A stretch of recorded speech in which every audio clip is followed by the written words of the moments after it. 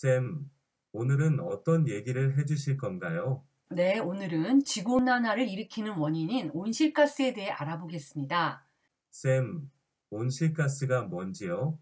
지구의 표면 온도를 좌우하는 것은 태양입니다. 핵융합 반응에 의해 고온을 유지하고 있는 태양은 빛, 주로 가시광선과 자외선을 내보냅니다. 이 태양빛이 지구에 도달하여 지구를 데우는데 이를 태양 복사 에너지라고 합니다.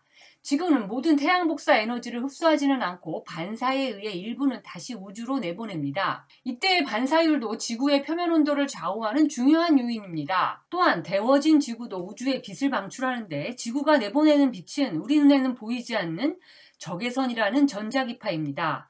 적외선으로 지구에서 우주로 방출되는 에너지를 지구 복사라고 합니다.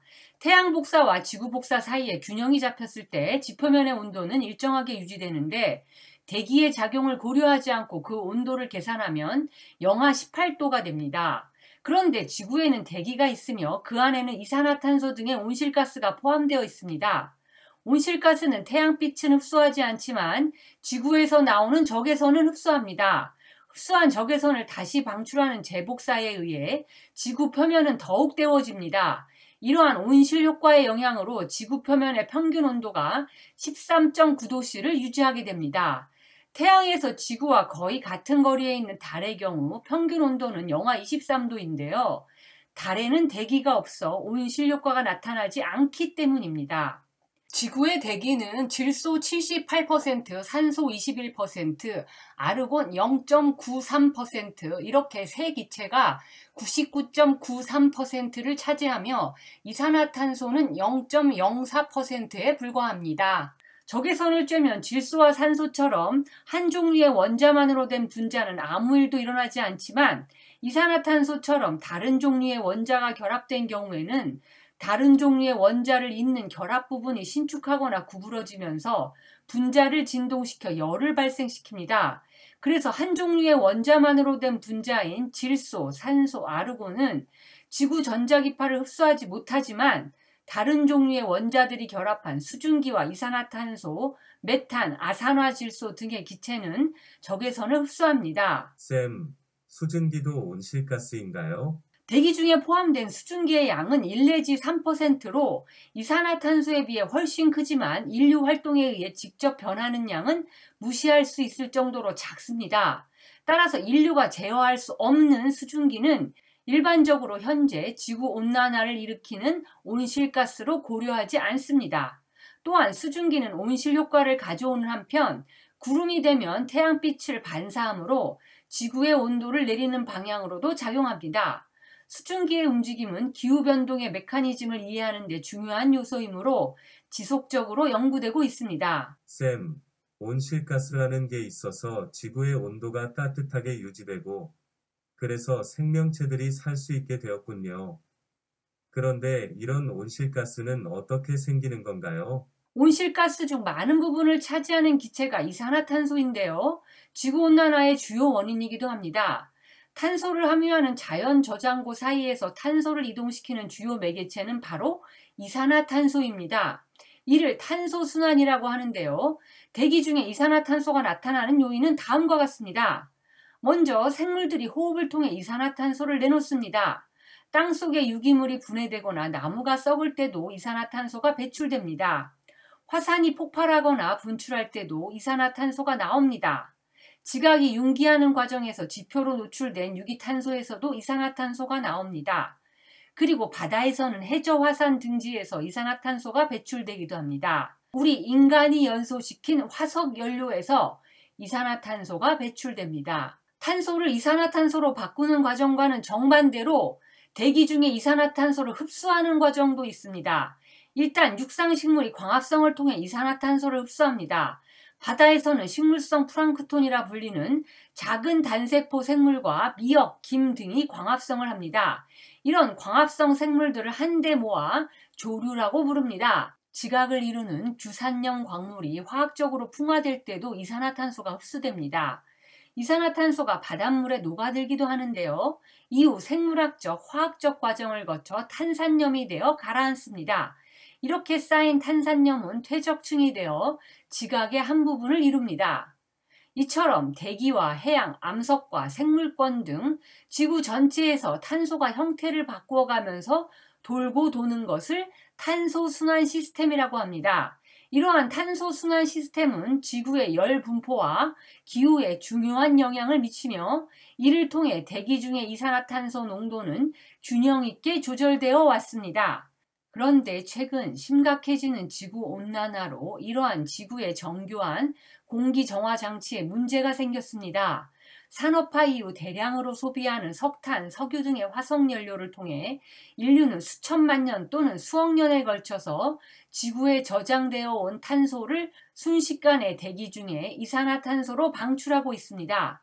현재 인류가 대기 속으로 내뿜는 이산화탄소의 양은 화산이 배출하는 것보다 수십 배나 더 많아서 지구의 탄소 순환이라는 자연 공조 시스템이 감당하기 어려운 수준입니다. 쌤, 이산화탄소 배출이 늘어나면서 탄소순환 시스템에 이상이 생겨 문제가 생기는 거군요. 사람들이 이산화탄소를 어떻게 증가시켰나요? 인간의 활동이 이산화탄소를 다량 방출하기 전에는 탄소 저장고 사이에 오고 가는 탄소량은 거의 일정했습니다. 그러니까 1750년 산업화가 시작되기 전 수천 년 동안 균형을 유지했습니다. 지구의 기후변화를 알아내기 위해 남극과 북극의 빙하에 길게 구멍을 뚫어 캐낸 긴 원통 모양의 빙하 얼음을 빙하 코어라고 하는데요. 빙하 코어에서 측정된 이산화탄소 농도는 280ppm의 평균값에서 20ppm가량의 변동만을 나타냅니다. 그런데 산업혁명이 이러한 균형을 깨뜨렸고 그 이후 화석연료 연소로 600기가톤 이상의 이산화탄소가 대기 중에 방출되었습니다. 이로 인해 대기 중 이산화탄소 농도가 1700년 280ppm에서 2015년 400ppm으로 43%가량 증가했습니다. 이는 지난 200만 년 동안 전례 없던 농도입니다. 이산화탄소 방출에 기여하는 또 다른 인간 활동은 토지 용도 변경을 들 수 있는데요. 특히 열대산림 벌채가 주범입니다. 이는 숲 조성 등의 작업으로 다시 균형을 맞출 수는 있습니다. 산업혁명 이후 화석연료 사용은 급속히 증가했으며 자동차가 늘어나고 화물선과 비행기가 기하급수적으로 늘어납니다. 전기가 들어오기 시작하고 전기를 생산하기 위한 화력발전소가 전 세계적으로 늘어납니다. 20세기 말이 되면서 중국과 인도를 비롯한 제3세계가 맹렬히 산업화를 추진하면서 이산화탄소 농도의 증가세는 더욱 높아졌습니다. 화석연료는 크게 석탄, 석유, 천연가스 세 가지로 구분됩니다. 이 화석연료들은 말 그대로 연료로 사용됩니다. 발전소에서는 이들이 연소할 때 발생하는 열로 물을 기화시키며 그 수증기의 압력으로 터빈을 돌립니다. 자동차 엔진에서는 화석연료의 연소에 의해 공기가 팽창하는 힘을 구동력으로 이용합니다. 이렇게 탄소 화합물이 연소하는 과정에서 탄소와 산소가 결합하여 이산화탄소가 나옵니다. 발전소와 자동차가 극적으로 늘어난 200년 사이에 대기 중 이산화탄소 농도가 높아진 것입니다. 이산화탄소의 경우 대기 중에 방출된 양 중에 50% 이상이 100년 이상 대기에 머뭅니다. 지구 표면의 70%를 뒤덮고 있는 바다는 이 같은 인간 활동으로 배출된 이산화탄소의 25% 이상을 흡수합니다. 특히 심해층은 지구에서 가장 큰 탄소 저장소로 꼽힙니다.